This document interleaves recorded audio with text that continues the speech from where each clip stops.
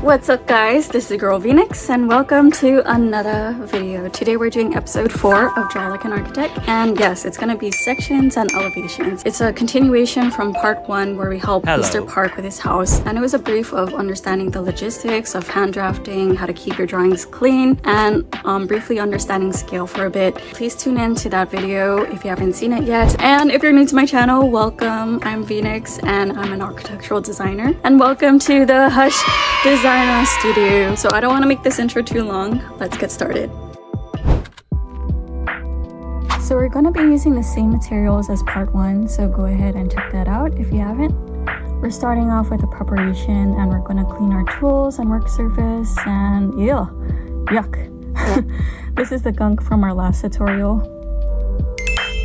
The big difference that we're using is that instead of a T-square, I'm using my portable drafting board, which I kept since undergrad. As you see here, I misplaced my lock, so I had to improvise by using a clamp. So you see it could be pretty secured once you lock it in. For me, to make sure my drawings are even, I like to make sure both sides are equally the same. Then I go ahead and take my paper and align it to the bottom of the straight edge. Then I take my tape to secure the paper.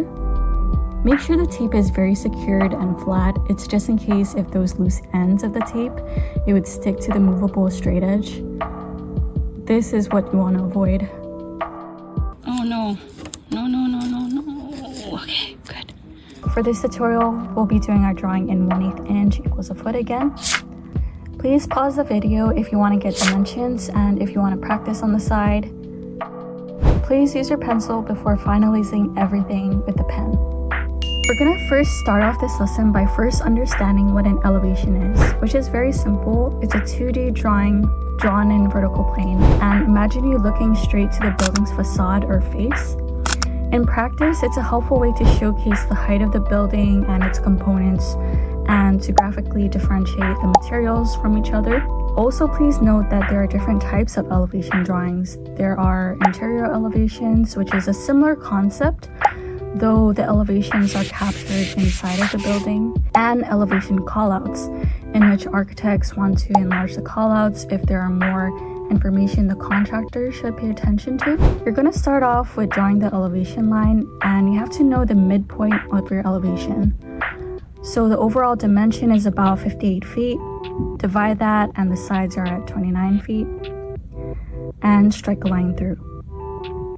Next, we're starting with our vertical lines. Once you get the outside edges, then go ahead and indicate your windows and doors. Then strike a line through. Remember, since your drawings are done in pencil first, this gives you a lot of flexibility just in case you mess up. Then I like to finish off by adding the dimensions. Next, we're doing the horizontal points. Indicate the heights of the doors, garage doors, and how high the elevation line and the window goes. Add your dimensions as a clear indicator and do the other side, just so you know the lines are even. Next step, I'm drawing my roof in, then dashing where the high and low points are on both sides.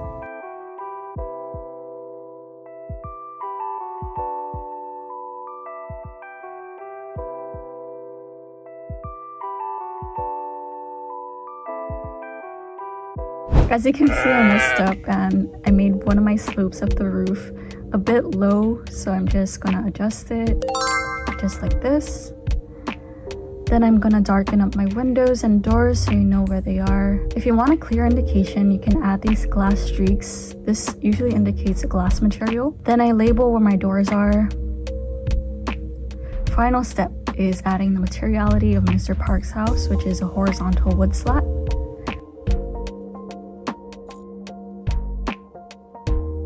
And I'm adding entourage to represent the landscape.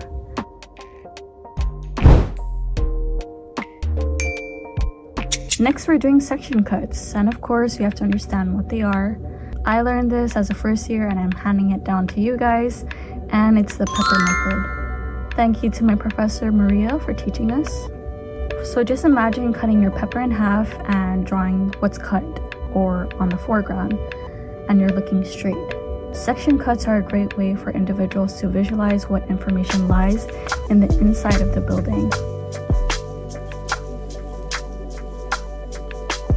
So we're gonna go ahead with our drawing. If your section cut is the same dimension as your elevation, to really speed it up, you can do what I'm doing here. And I'm just taking my trace paper and I'm drawing the outline of the building.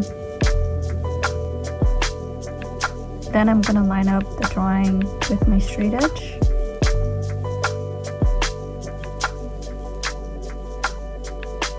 I know that there's a foot that goes in the interior, so I'm drawing that in. Then I'm going ahead and dimensioning where my doors and walls are. Again, doing my vertical lines and stretching them through. Next, draw your horizontal lines. Since this is a section cut drawing, the areas that are cut are the roof and walls. So you want to poche or fill in the areas to indicate where the cuts are. Next, go ahead and represent your materials like your glass. And to finish it off, add your texture and entourage.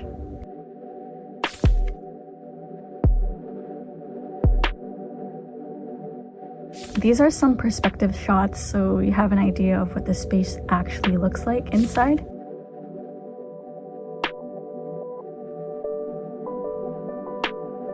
And this is the exterior perspective of the house.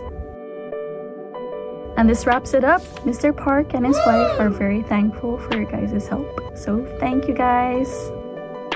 Okay guys, so that's it for today's video. I hope that you enjoyed it of helping Mr. Park with his house part 2. And if you have any requests of any architecture videos that you want to see from me, whether it's in school or in the work field, I got you. And as always, please share this to a friend, a family member, someone who needs these tips. And Merry Christmas, Happy New Year, and I'll see you guys next year.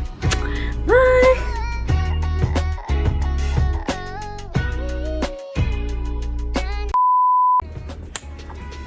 This one, a little bit girly.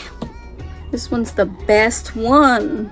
Yes. This little guy should be doing my section cuts right now.